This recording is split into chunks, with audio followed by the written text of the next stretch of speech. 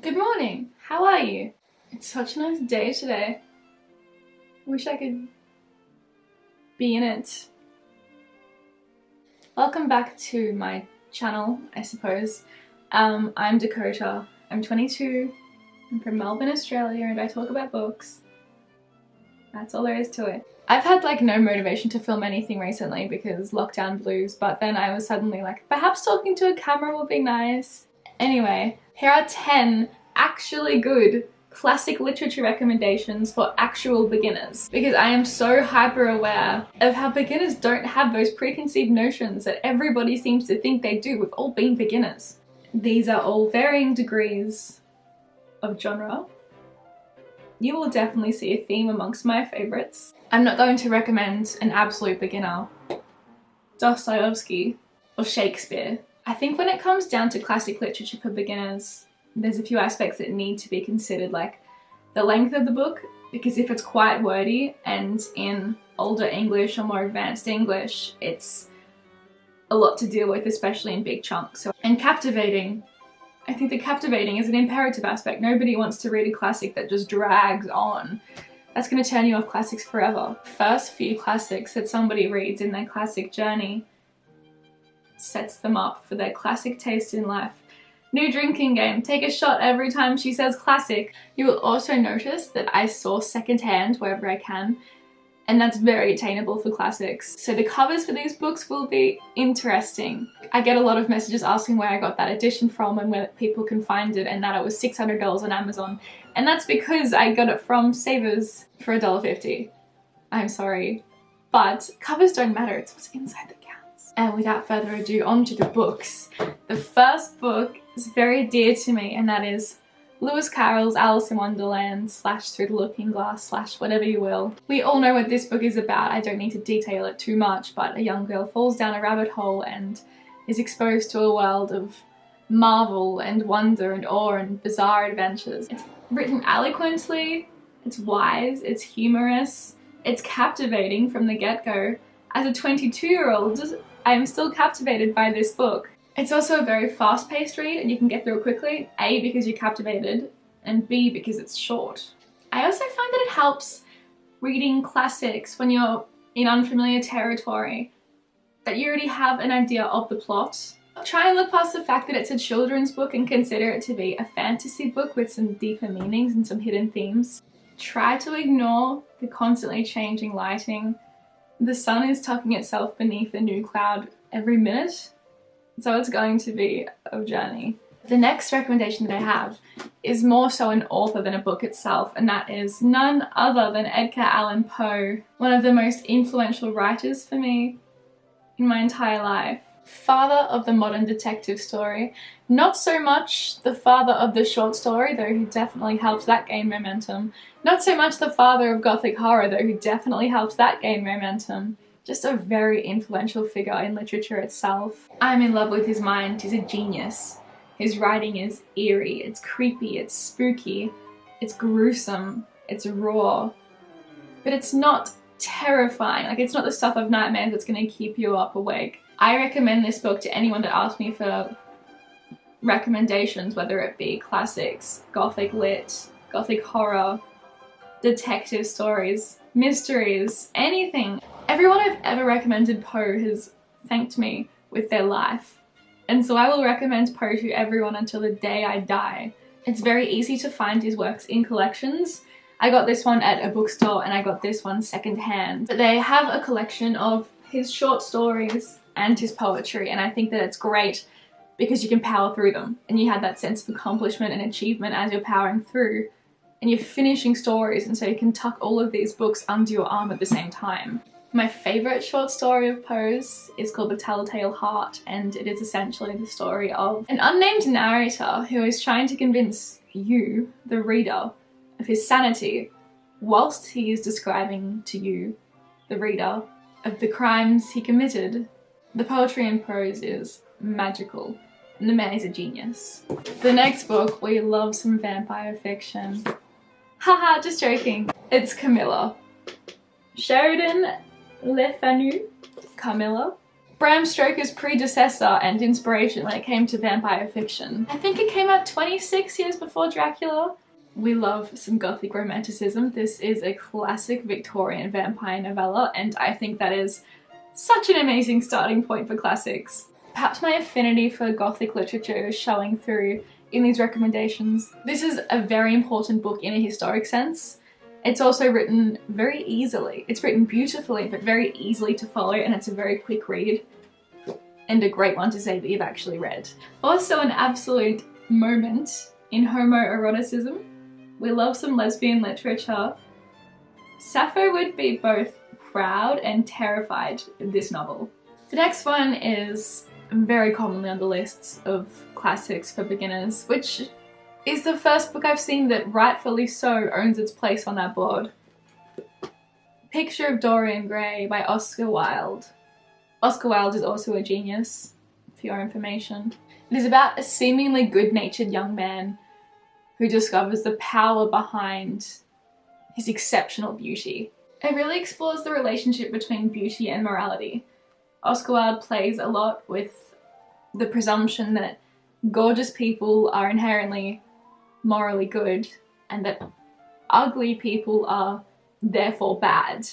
But it's a fascinating book. It's considerably short and it's written in a very nice, easy to understand way for a beginner. The next genre is exciting because it's a philosophical classic, and that is Albert Camus's The Stranger / The Outsider. It is the exact same book. It has two titles. This was published in '82, this was published in 2021. I'm unsure if it depends on the translation or just the year of publication, but it's the same book. Oh god, book smells so good.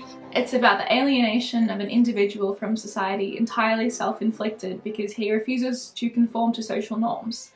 The first opening line of this book, his mother dies, and he refuses to acknowledge his feelings, let alone show them, to uphold the expectations of those around him, and that sets up the novel in a perfect way. It's written simply enough to grasp a good understanding of, but it's very fast-paced too, and it will leave you feeling, dare I say, enlightened.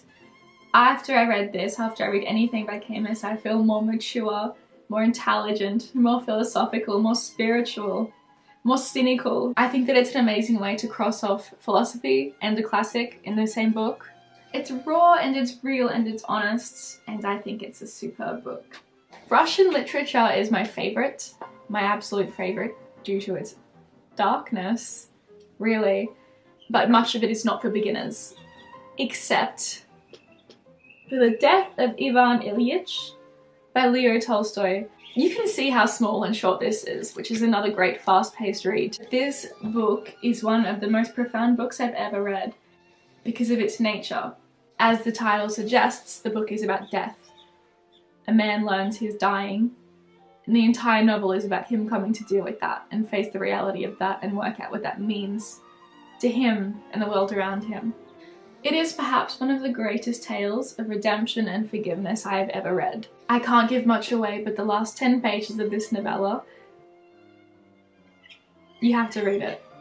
It leaves you feeling sad and scared and pensive. It's just an all-round great book to read due to the writing style, the fast-paced nature, the context, the substance, and also the fact that it's from Tolstoy, who is an incredible writer.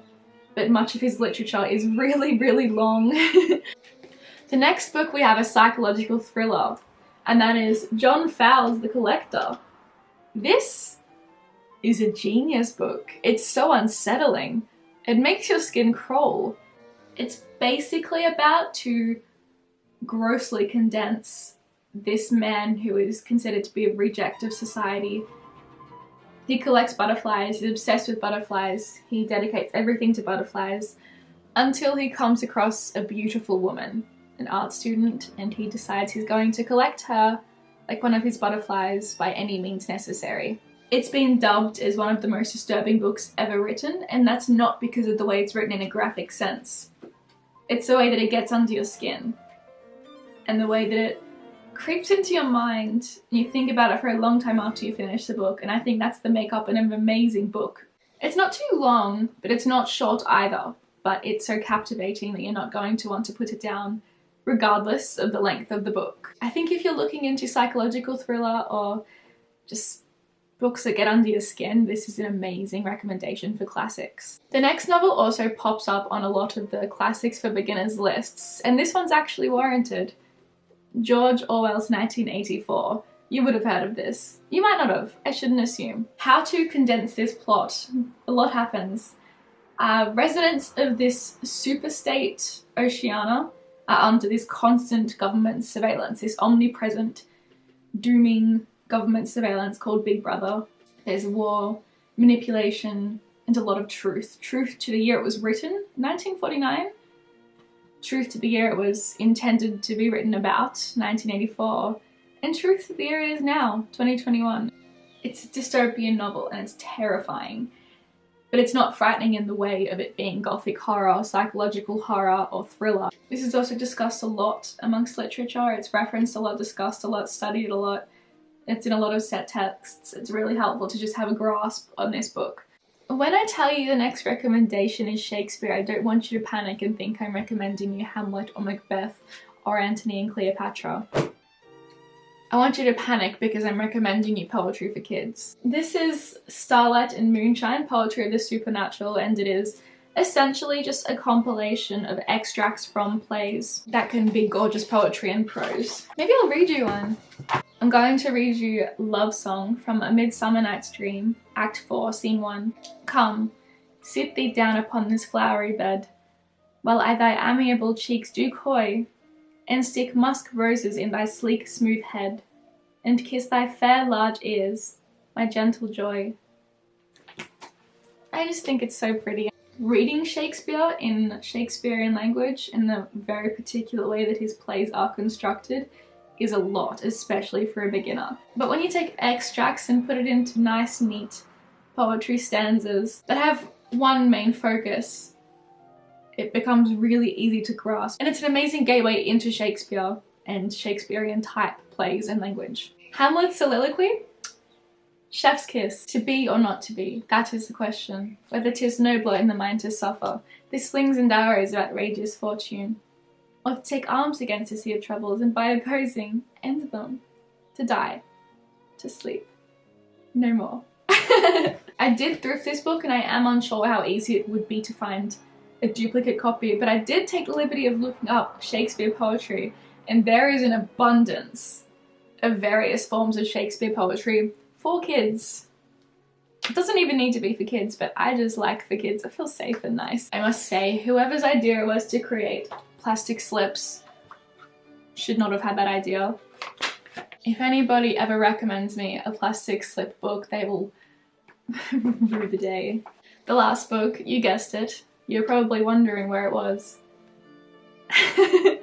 Mary Shelley's Frankenstein. I set this as the text in my book club for August and it got some mixed reviews. A lot of people are dappling in classics for the first time and said that it was drawn out and lengthy. And a lot of people said this was such an amazing introduction to classics. And I think that very much depends on your patience because it is a mid-length book. And there are multiple chapters that is just him rambling on about his journeys and his melancholy. I talk about this more in depth in my first video, I believe, about books that I'd sell myself or to read again, so that very much says enough about this book, but it's such an essential, imperative read in the world of classics. It's such a common misconception that Frankenstein is the monster. Frankenstein's a scientist. It's also such a common misconception that Frankenstein kills the monster or Frankenstein builds the monster a wife. This really clarifies the plot for you, and most people love it. If you hate it, you only have to read it once to say you have. And to recap, here are the 10 classic literature books that are actually good for actual beginners. And these all for me, I know I say this a lot, and dare I say it again, God tier. I suppose now it's time to conclude the video, which is kind of sad because this has been the most social interaction I've had in 2 weeks. Follow my social media, I'll have that all linked down below. I talk about books a lot more frequently on them because YouTube is a drag in a very lovable way. Thank you so much for the unmatched love and support. It's incredible, it's so gorgeous, I love every single one of you. I don't want to be one of those people that says like and subscribe, but